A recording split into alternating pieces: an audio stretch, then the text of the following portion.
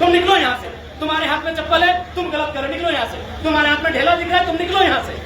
तुम प्रशासन की गाड़ी को ठोक रहे हो, ये गलत काम है, तुम निकलो यहाँ से। ये स्वयं हमारे छात्र उसको चिन्हित कर रहे हैं और बाहर कर रहे हैं। और मंत्री हैं उनके ना उन्होंने ये कह दिया कि छात्रों के ऊपर लाठीचार्ज नहीं हुई है। देखिए, दोनों ही मंत्री अपनी सरकार का बचाव कर रहे हैं, अनुभव ऐसा ही होता है, लेकिन असली राजनेता वही है, अगर उसने गलती किया है तो उसे स्वीकार करना। गलती करने से स्वीकार करना, माफी मांगना उसके कद को ऊंचा करता है। जो पेड़ जितना झुकता है वो उतना फलदार होता है।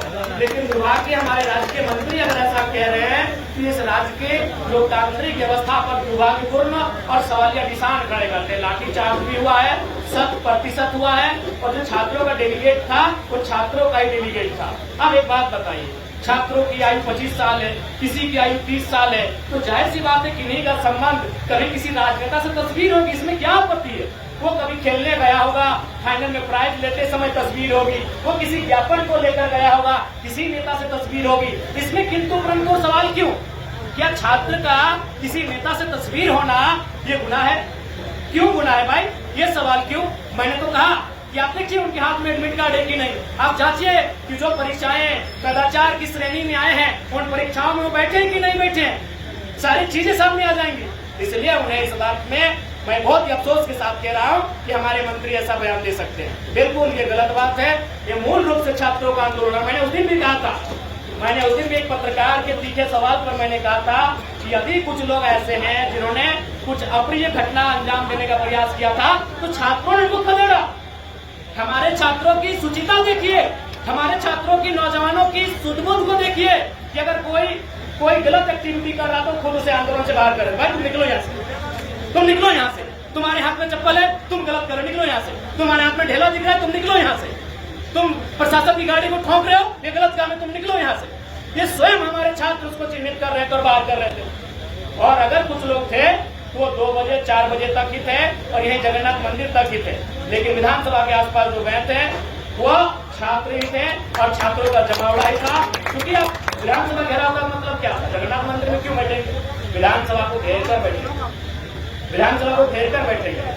भाई विधानसभा के प्रति छात्रों के आशाएं हैं, उम्मीदें हैं, जहाँ से राज्य के नियम कानून संचालित होते हैं, तो वहाँ हम घेर कर बैठेंगे।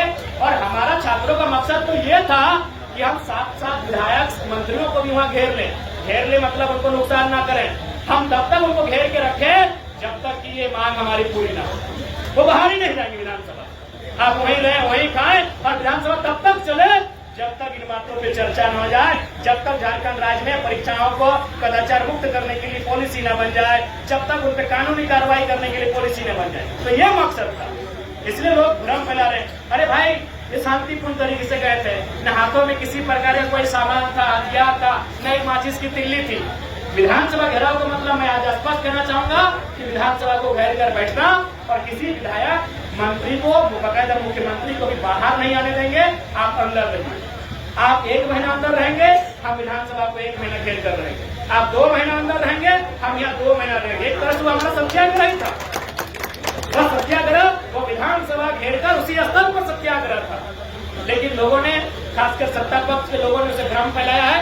कोई भ्रम की बात नहीं। हमारा मकसद यही था कि विधायकों को, मंत्रियों को, समस्त 81 लोगों को घेर कर रखें कि आप पॉलिसी बनाकर बाहर निकले, आप हमारी मांगों को पूरा करके बाहर निकले। यही तो मकसद था। आज हम जाते हैं मुख्यमंत्री आवास घेराव कर, इसका मतलब क्या है कि आप उनके घर की ईंटों को निकाल के ले आएंगे, उनके घर की खिड़कियों को निकाल कर ले आएंगे, उनके घर के पर्दों को निकाल कर ले आएंगे, उनके घर के मैंने दरवाजों को निकाल कर लेंगे। नहीं, हम इसलिए घेरना चाहते हैं कि मुख्यमंत्री खाली इस काम को करिए, तभी तो आपको बाहर निकलने देंगे, नहीं तो अंदर ही रहिए जब तक काम पूरा नहीं।